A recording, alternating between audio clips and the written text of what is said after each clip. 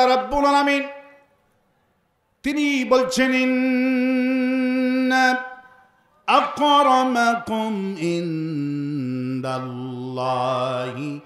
আতকাকুম। বান্দারে দাড়ি দি টুপি দিয়া জুব্বা দিয়া আমার কাছে দাম হবে না, আমার কাছে দাম হবে কেবলমাত্র তাকওয়া দিয়া। কি দিয়ে মর্যাদা হবে? তাকওয়া দিয়ে। যদি দাড়ি আর টুপি রাখলে আল্লাহ পাকের ওলি হওয়া যেত।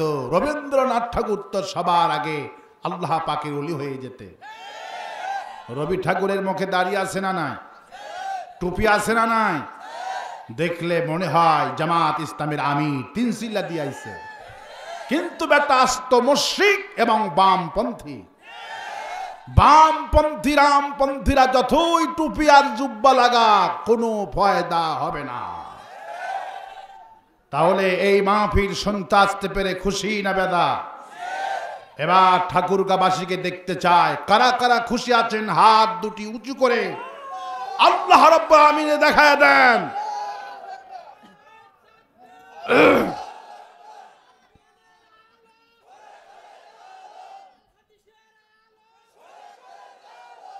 আল্লাহ পাক এই হাতগুলিকে কবুল করুন বলে আমিন।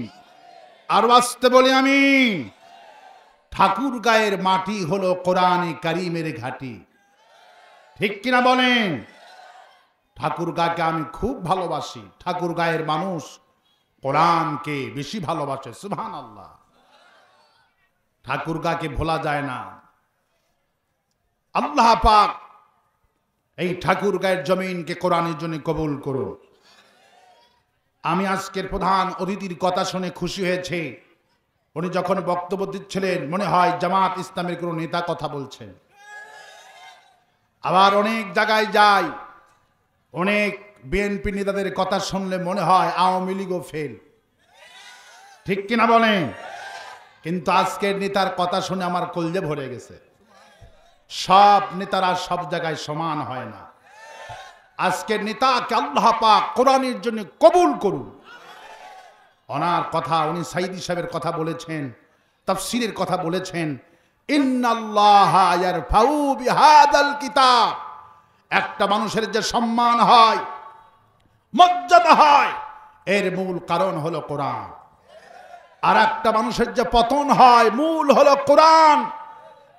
মোংলা, খুলনার মোংলাতে একজন নেতা কোরআনকে কি বলেছে? ভাওতাবাজি। কি বলেছে? কোরআনকে জামাত ইসলামের ভাওতাবাজি বলে কথা বলেছে। এই নেতাকে 12 ঘন্টার মধ্যে গ্রেফতার করতে হবে। ওই যত বড় নেতাই হোক, কোরআনকে ভাওতাবাজি বলার অধিকারে কুলাঙ্গারের নাই। এই কুলাঙ্গারকে বাইতুল মুকাররমের সামনে বিরাস ফায়ার করে উড়িয়ে দাও। তোর চাইতে বড় জালিমকে এই দেশের কোরআন প্রেমিক মুসলমান বিদায় করেছে, ঠিক কিনা বলেন? শ্রেষ্ঠ কুলাঙ্গার কোরআন কারীমকে ভাওতাবাজি কুলাঙ্গার ছাড়া বলতে পারে না, ঠিক কিনা বলেন? এই কুলাঙ্গার সম্পর্কে আল্লাহ পাক বলছেন, ইউরিদুনা লিউতফিউ নূরাল্লাহি বিআফওয়াহিহিম ওয়াল্লাহু মুতিম্মু নূরিহি ওয়ালাউ কারিহাল কাফিরুন। কাফেররা চেয়েছিল মুখের ফু দিয়ে এই কোরআন কারীম কি তারা নিবি দিবে। আল্লাহ পাক বলছেন মুতিম্মু নূরিহি, এটা আমার আলো, এটা আমার নূর। এই কোরআনকে নিবাবার ক্ষমতা পৃথিবীর কোনো বান্দরের নাই। যারাই নিবাইতে আসছিল তারাই দেশ থেকে পালাইছে। বিশ্বকবি, কবি সম্রাট আল্লামা ইকবাল রহমতুল্লাহ কি সুন্দর করে বললেন, সতীজা কা রহা হ্যায় अज़ल से ताप इमरोज़, सतीजा का रहा है अज़ल से ताप इमरोज़, चिरागे मुस्तफ़ा भी से शरारे বুল হামিম। সেই দিন থেকে আজ পর্যন্ত আবু জেহেলের গোষ্ঠীরা চেয়েছিল মুহাম্মদ ইসলামের চিরাগ এই দিনকে মুখের ফু দিয়ে নিবে দিবে, কিন্তু মুখের ফু দিয়ে নিবাইতে যারা আসছিল তাদেরই পতন ঘটেছে।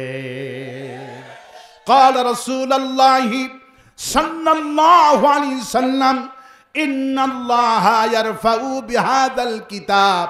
একটা মানুষের যে পতন হয়, একটা দলের যে পতন হয়, মূল কারণ হলো কোরআন। আর একটা দলের যে সম্মান হয়, মূল কারণ হলো কোরআনে কারীম। সম্মান আজকের মাহফিলে যেই সমস্ত নেতারা এসেছেন, আল্লাহ পাক প্রত্যেকটি নেতাকে কোরআনে কারীমের কর্মী হিসাবে কবুল করুন। আজকের প্রধান অতিথির আব্বার জন্য দোয়া চেয়েছেন, কোরআনকে মহব্বত করতেন। আল্লাহ পাক তার বাবার কবরটাকে জান্নাতের বাগান বানিয়ে দিন। আমরা সকলের জন্য দোয়া করব, কোরআনটা শুধু জামাত ইসলামের কোরআন নয়, কোরআনটা সকলের। কোরআন কার? কোরআন হলো সকলের। নবী কি শুধু আমাদের একক নবী?